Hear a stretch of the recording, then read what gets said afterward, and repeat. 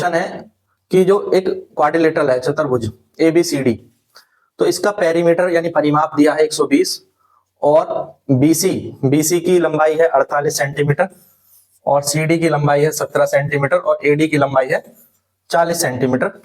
A और B जो दोनों एंगल है वो 90 डिग्री है ये दिए हुए। तो हमें एरिया बताना है, क्वाड्रिलेटरल का एरिया बताना है।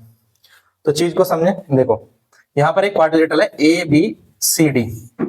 अब वो ABCD जो है कुछ इस तरह से है कि ये एंगल A और एंगल B ये दोनों 90 डिग्री है, दोनों एंगल 90 डिग्री है।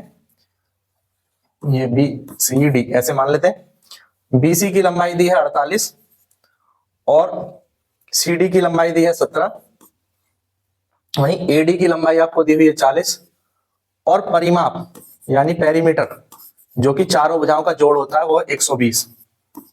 तो अगर तीन हमें पता है 48, 17 और 40, तो इसमें से 120 में से अगर आप माइनस कर दोगे 48 माइनस 17 और माइनस 40, तो आपके पास AB की लंबाई आ जाएगी।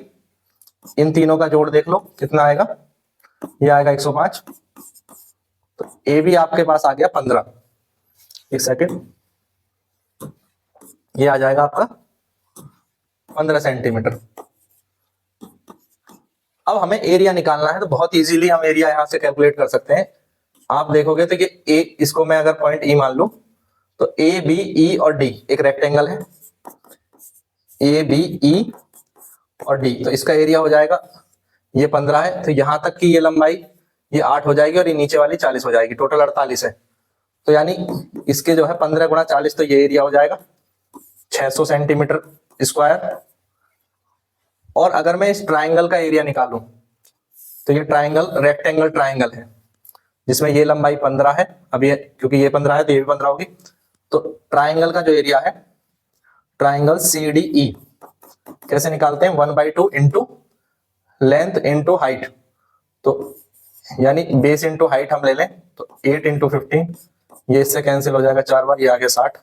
तो टोटल एरिया जो है क्वाड्रिलेटरल का वो आ गया 660। ठीक है, फर्स्ट ऑप्शन यहाँ करेक्ट हो जाएगा। तो बहुत इजी क्वेश्चन था। ठीक है, ऐसे ही क्वेश्चन पूछे जाते हैं, कर लेंगे इसको।